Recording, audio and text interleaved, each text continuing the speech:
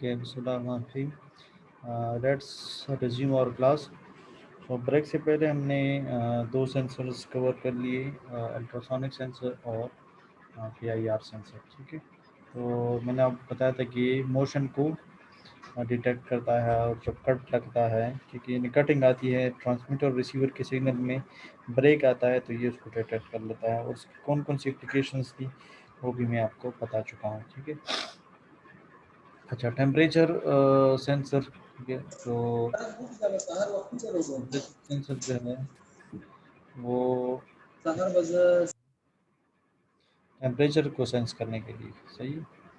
सो देखिए, ये एक इसका मॉडल है TMP36। So it is a low voltage precision centigrade temperature sensor. Temperature को सेंस करता है सेंटीग्रेड्स में, ठीक है। और ये इसकी प्रिसीजन जो है, यानी एक्यूरेसी बहुत ज़्यादा होती है। It provides voltage output that is linearly proportional to the Celsius temperature. इसका जो आउटपुट होता है, मैंने आपको बताया कि जो सेंसर्स होते हैं इन सब का आउटपुट इलेक्ट्रिकल फॉर्म में होता है। सो ये जो है, यानी आउटपुट आपको वोल्टेज में देता है, मगर वो वोल्टेज जो है वो सेल्सियस टेम्परेचर के साथ क्या होता है, डायरेक्टली प्रोपोर्शनल होता है। यानी जब वोल्टेज बढ़े, जब टेम्परेचर बढ़ेगा, ठीक है, तो वोल्टेज भी बढ़ेगा, सही।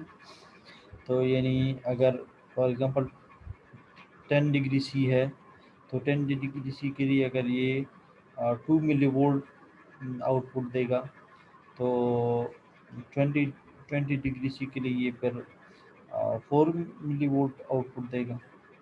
इसी तरह जो 30 डिग्री सी है उसके लिए 6 मिली वोल्ट आउटपुट देगा। तो जैसे जैसे टेम्परेचर बढ़ेगा, आपका जो है आउटपुट वोल्टेज भी बढ़ जाएगा, सही। ये कह रहे हैं कि इसमें जो एरर होती है वो बहुत कम होती है, अमूमन यानी 25 डिग्री सी तक जो है ±1 डिग्री सी एरर ये देता है। और अगर जो है -40 से 125 डिग्री तक, इस रेंज में ये ±2 डिग्री सी वो एरर देता है आपको, सही। बहुत ही आसान है। पर डिग्री सी ये 1 मिली वोल्ट प्रोड्यूस करता है। तो इट मीन्स के 2 डिग्री सी के लिए 2 मिली वोल्ट होगा, 3 डिग्री सी के लिए 3 मिली वोल्ट होगा। तो चूँकि इसकी आउटपुट भी मिली वोल्ट्स में है, तो इट मीन्स कि इसकी जो वोल्टेज रिक्वायरमेंट है, जो पावर, इसको जो पावर चाहिए होगी, वो बहुत ही कम वाट की होगी, सही। अच्छा, स्पीड सेंसर, आपको पता है ये जो सेंसर है, ठीक है। तो ये यानी आप मोटरवे पर जो आप गाड़ियाँ जाती हैं और वो स्पीड लिमिट को क्रॉस कर देती हैं, तो फिर उसको जो है यानी फाइन किया जाता है। तो ये जो है यानी इस तरह की सेंसर्स उसमें यूज़ होते हैं, क्योंकि स्पीड को सेंस करती हैं, वो आपको बताती हैं कि ये, ठीक है। इसी तरह जो स्पीडोमीटर है, ठीक, उसमें भी ये होता है कि स्पीड सेंसर लगे हुए होते हैं, और जब स्पीड रेस आप बढ़ाते हैं, ठीक है, थ्रॉटल का, तो वो जो है आपको इस तरह एरोप्लेन्स में लगे हुए होते हैं, वो भी आपको प्रोपेलर की जो रोटेशन है, स्पीड है, उसको वो मेजर करते हैं, ठीक है। इसी ब्रेक से पहले मैंने आपको एक एग्ज़ाम्पल दी कि जो लास्ट ईयर रजालपुर जो वो स्टेशन था, एयरबेस स्टेशन, तो उसमें जो जेट जहाज़ थे, उनकी स्पीड बहुत ज़्यादा हाई हो गई थी, और वो थ्रेशोल्ड वैल्यू को क्रॉस कर गई थी। तो उस स्पीड को इन्होंने सेंस किया था, स्पीड सेंसर्स ने, और वो फिर अलार्मिंग की आवाज़ आई हुई थी, ठीक है। जब ब्लाइंड स्पॉट मॉनिटर, आपने गाड़ियों में जिनको ड्राइविंग आती है उनको पता होता है कि ये ब्लाइंड स्पॉट्स क्या होती हैं, सही।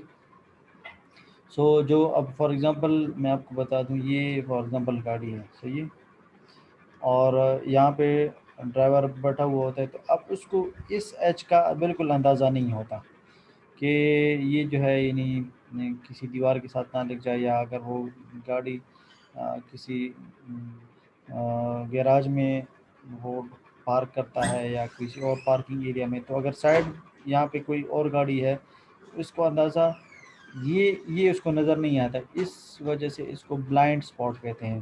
ठीक, और अमूमन जो है ये वाला जो रीजन होता है, ये ड्राइवर को क्योंकि दिखाई नहीं देता, तो इस अक्सर जो है एक्सीडेंट इस स्पॉट की वजह से होते हैं, इसलिए इसको ब्लाइंड स्पॉट कहा जाता है। सही।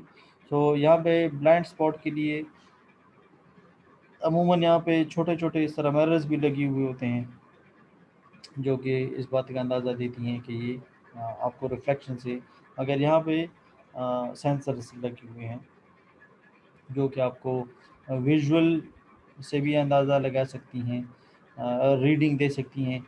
ठीक है, यानी स्क्रीन वगैरह लगा हुआ हो, या ऑडेबल यानी बीप वगैरह से भी आपको अंदाज़ा आपको बता सकती हैं कि आप डेंजर रीजन में हैं, रिस्क रीजन में हैं।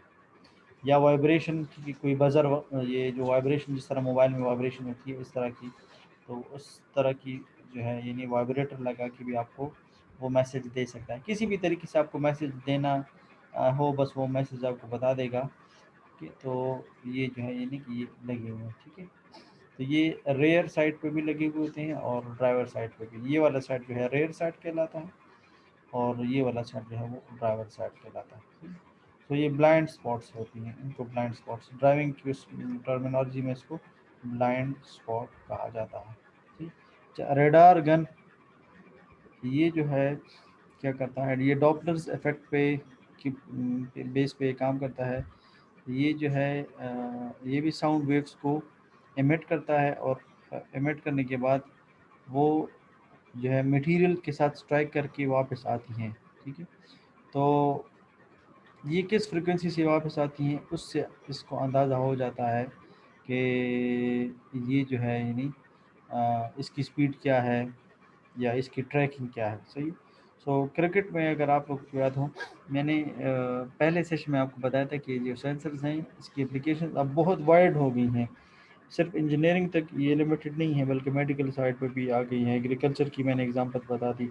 अब ये देखिए स्पोर्ट्स में भी इस जो क्रिकेट के शौकीन हैं उन स्टूडेंट्स को पता होगा, पहले जब LBW लेग बिफोर विकेट का होता था तो उसमें इशू आता था। ठीक है, तो यानी बस अंपायर डिसीजन दे देते थे, अक्सर वो गलत भी होता था। तो अभी जो है यानी इस तरह के सेंसर्स आ गए हैं जो कि आपको बताता है कि बॉल की ट्रैकिंग बताता है हर स्पॉट पे। तो इस ये रडार गन लगी हुई होते हैं। ठीक है, और बॉल की स्पीड भी आपको बताता है कि ये कितनी स्पीड से, अभी आप बॉल करते हैं, जब बॉलर बॉल करता है तो उसी वक्त उसको बता दिया जाता है कि ये बॉल कितनी स्पीड का था।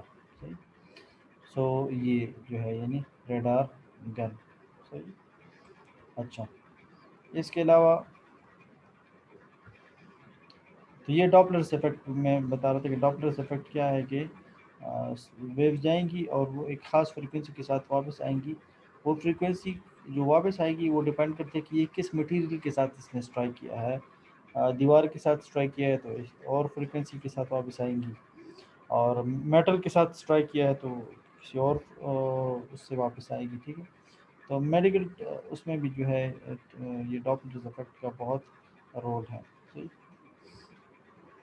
अच्छा, वाटर सेंसर, वाटर की ज़ाहिर बात है वाटर को सेंस करता है, आप इसको किसी भी पर्पस के लिए इस्तेमाल कर सकते हैं। इन्होंने एक यहाँ पे एप्लीकेशन जो है वो फ्यूल और वाटर को अलग करने के लिए, आपको पता है ये जो गाड़ी का इंजन है कि इसमें इस तरह के वो होती हैं। ठीक है, रीजन्स होती हैं, एक फ्यूल का रीजन होता है, एक वाटर का रीजन होता है। ठीक है, और इसमें जो है इसको सेपरेट करने के लिए गैस किट गैस किट लगा हुआ होता है। तो जब गाड़ी बहुत ज़्यादा गर्म हो जाती है, आपको पता है वो गैस किट जो है वो टूट जाता है और फिर ऑयल और वाटर आपस में मिक्स अप हो जाती है। ठीक। तो अब फ्यूल में अगर वाटर आ जाए तो ये तो बहुत ख़तरनाक बात है, ये नहीं होना चाहिए। वो फ्यूल तो भी ख़राब हो जाता है मगर साथ में इंजन भी, क्योंकि वो कंबशन नहीं कर पाता, इंजन भी ख़राब हो जाता है, तो फिर आपने उसकी दोबारा सफाई करनी होती है और पूरा एक मसला होता है। सही। सो फ्यूल में अगर वाटर जो है डिटेक्ट करना हो तो उसके लिए आप लोग वाटर सेंसर यूज़ कर सकते हैं। वाटर सेंसर, अच्छा, वाटर लेवल सेंसर अलग चीज़ है, खैर वो भी आप यूज़ कर सकते हैं। अगर आप लेवल टैंकी में अगर लेवल टैंक है कोई वाटर, उसमें आप लेवल जो है वो कर सकते हैं, अभी लेवल क्या है, या जो फ्यूल लेवल है वो अलग चीज़ है, ठीक है। लेवल सेंसर अलग चीज़ है, वाटर सेंसर अलग। यानी आप देखते हैं कि पेट्रोल अभी कम है या ज़्यादा है तो लेवल जो है उसके लिए अलग सेंसर होते हैं, सही। अच्छा, ऑक्सीजन सेंसर आजकल बहुत आम हो गए हैं। किस वजह से आम हो गए हैं, कोई बता सकता है? Why oxygen sensor are so common? Corona की वजह से, यस, क्योंकि ऐसे मरीजों कोरोना की वजह से। की कोरोना वजह की वजह से ये बहुत आजकल बहुत कॉमन, क्योंकि ऑक्सी सेंसर जो हैं, ऑक्सी पल्स सेंसर आप लोगों ने नाम सुने होंगे, जो कि पल्स को भी वो करते, तो ऑक्सी पल्स, ठीक है। शॉर्टकट में सर उसको ऑक्सीमीटर कहते हैं। ऑक्सी, बिल्कुल ऑक्सीमीटर इसको कहते हैं, बिल्कुल सही है, सलाउद्दीन ने सही कहा। सो इस ऑक्सीजन लेवल को सेंस करने के लिए ऑक्सीजन सेंसर यूज़ होता है, ठीक है। एक तो बॉडी में आप जो है कितना लेवल जो है वो आप इनहेल कर रहे हैं लंग्स के लिए, तो उसमें भी यूज़ होता है। इसके अलावा ये माइनिंग में भी बहुत कारआमद है। यानी आपको पता है जो कानकन होते हैं, जो माइनिंग वाले होते हैं, ठीक है, तो वो क्या करते हैं कि अक्सर जो है दम घुटने की वजह से मर जाते हैं।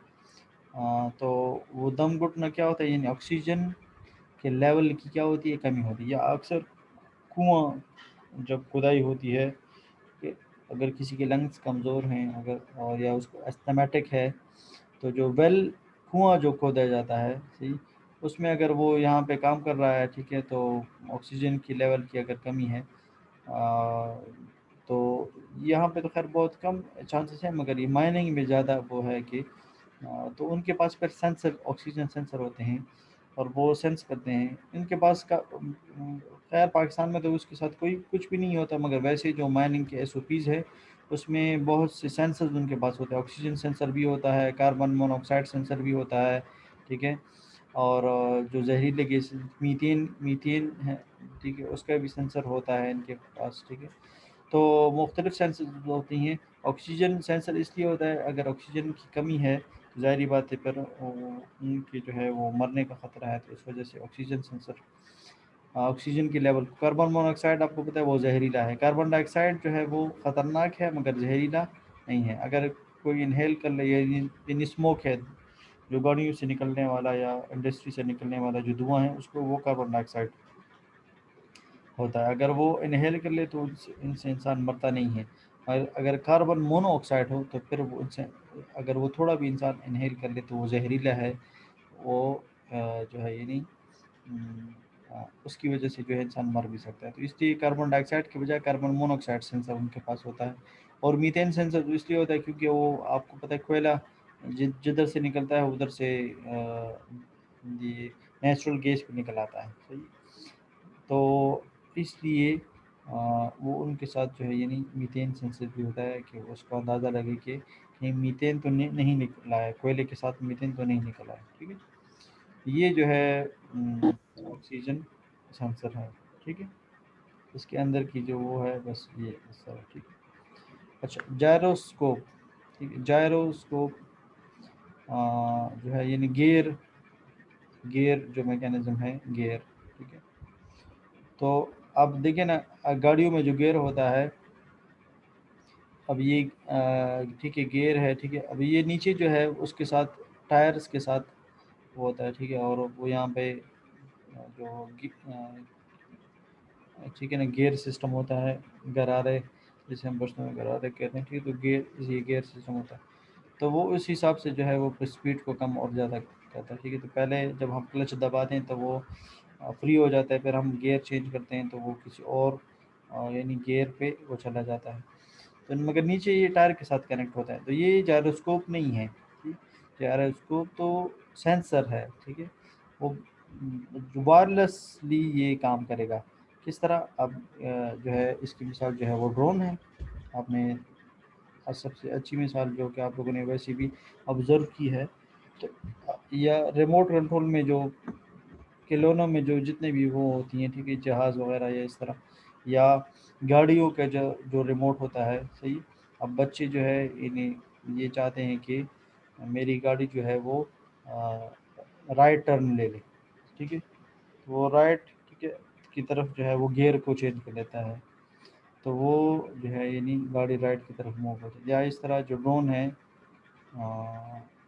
ठीक है, कैमरा ड्रोन जो है, तो उसमें भी गियर होता है, वो गियर जो है यानी इस तरफ प्रेस दबाता है तो ड्रोन जो है इस तरफ मूव हो जाता है, अगर वो इस तरफ दबाता है तो वो इस तरफ मूव। हालांकि अब ये देखिए वायरलेसली ये कर रहा है, तो ये जो गियर सिस्टम है ये इस यहाँ पे जायरोस्कोप लगे हुए होते हैं, जो कि इसकी मोशन इसके साथ सिंक्रोनाइज होती है। तो जब ये मूव हम करते हैं तो वो भी साथ जो है वो रीड कर लेता है कि कहाँ टिल्ट करना है। टिल्ट जो है यानी इस तरफ झुकने को कहते हैं, तो किस तरफ झुकना है, इस तरफ झुकना है, इस तरफ रोटेट करना है, इस तरह 3D घूमना है। हर जो मूविंग चीज़ होती है उसकी कुछ डिग्री ऑफ फ्रीडम होती है, ये आप लोग याद रखें। हर मूविंग चीज़ की क्या होती है? डिग्री ऑफ फ्रीडम, यानी वो कितनी आज़ादी उसको हासिल है कि वो मूव कर सकता है, ठीक है ना, कितनी आज़ादी उसको हासिल है कि वो मूव कर सकता है। तो अब आप जहाज़ को देखें, उसकी डिग्री ऑफ फ्रीडम कितनी क्या है? 6 है। क्या मतलब? यानी वो लेफ़्ट भी जा सकता है, राइट भी जा सकता है, ठीक है, ठीक है। हम आगे तो आपको पता है वैसे भी फॉरवर्ड भी जा सकता है, रिवर्स भी जा, ठीक है ना, इस तरह भी वो रोटेट कर सकता है, और जो है वो इस तरह भी रोटेट कर सकता है। तो ये इसकी जो इस तरह रोटेशन है, ठीक है, या और पिच मैकेनिज़्म आप लोगों ने देखे होंगे, तो ये ठीक है। तो अब इंसान जो है उसकी वो भी मूविंग बॉडी है, तो इंसान की डिग्री ऑफ फ्रीडम कितनी है, ये आप लोग इस पे सोच लें, ठीक है, कि इंसान की डिग्री ऑफ फ्रीडम कितनी है। ओके, सो जायरोस्कोप की मैं बात कर रहा था कि यानी रोटेशन जो है वो इस तरफ मूव करना है, उस तरफ मूव करना है, तो ये आपको वो रिमोट कंट्रोल से आरसी से आप लोगों ने करना है जायरोस्कोप के से, ठीक है। एमआरआई, ठीक है, आप एमआरआई आप लोगों ने देखे होंगे, एडवांस्ड इमेजिंग जो है, डिटेक्शन डायग्नोस्टिक वो है, इमेजिंग है। और इससे क्या होती है कि यानी नर्व्स जो हैं, एक्सरे से तो नर्व्स का अंदाज़ा नहीं होता, ना ही अल्ट्रासाउंड से होता है। एमआरआई यानी अब आप लोगों ने सुना होगा कि अगर बहुत डेप्थ में जाना है, बहुत डेप्थ में डायग्नोस करना है, डिटेक्ट करना है, तो फिर उसके लिए ये मैग्नेटिक रेजोनेंस इमेजिंग, एमआरआई इसको कहते हैं। एक और तरीका भी है न्यूक्लियर मैग्नेटिक रेजोनेंस, और एक है मैग्नेटिक रेजोनेंस और टोमोग्राफी से। तो ये सारे ग्राफिकल व्यूज़ आपको यहाँ पे भी जो है, इसमें भी इस तरह जायरोस्कोप ये लगा हुआ होता है, या जो वो है अल्ट्रासाउंड में भी इस तरह जायरोस्कोप होता है, सही। आप इस तरह रोटेट करें तो वो इमेजिंग आप लोगों को वहाँ पे शो कर रहा होता है, ठीक है, कैमरा वो होता है। ओके, सो एमआरआई जो है ये नहीं आपको जो बॉडी अगर फ्रैक्चर है, कोई बॉडी पार्ट कम हो गया, साइज़ उसका रिड्यूस हो गया है या बढ़ गया है, आपको पता है, वो आप लोगों ने सुना होगा, दिल का हार्ट साइज़ जो है वो कह रहे हैं कि बढ़ गया है, या लिवर का साइज़ जो है वो कम हो गया है, तो इस तरह। या जो किडनी है वो उसका साइज़ जो है वो स्क्वीज़ हो गई है, या जो है स्वेल हो गई है, तो स्वेलिंग, स्क्वीजिंग, इस तरह डिस्प्लेसमेंट, फ्रैक्चर्स, तो ये सारा जो है एमआरआई वो कर सकता है, ठीक है। इस तरह नर्व्स की जो कनेक्शन है वो भी आपको बता सकता है। यानी फॉर एग्जांपल आँखें हैं मगर वो नज़र ख़राब हो गई है, नज़र चली गई है, तो वो जो है एमआरआई से वो डिटेक्ट कर सकता है कि सिग्नल कहाँ से वो नहीं आ रहे हैं, सही। तो ये सारा जो है वो मेडिकल इमेजिंग जो है, ये इसमें सेंसर्स बहुत ज़्यादा यूज़ होते हैं। सो एक एनाटॉमी होती है और एक फिजियोलॉजी होती है, ठीक है। तो एनाटॉमी जो है ये बॉडी स्ट्रक्चर या बॉडी पार्ट्स, और फिर इनका जो इसके साथ आपस में कनेक्शन होता है उसको फिजियोलॉजी कहते हैं। तो ये जो दोनों वो हैं ये अगर इनमें कोई मसला है तो वो एमआरआई उसको क्या कर सकता है, डिटेक्ट कर सकता है। सही। तो that was all about the sensors. अगर आप लोगों का कोई क्वेश्चन है तो आप लोग पूछ सकते हैं।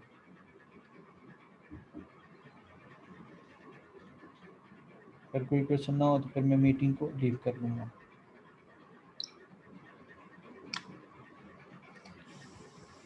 ओके, सही है। Thank you.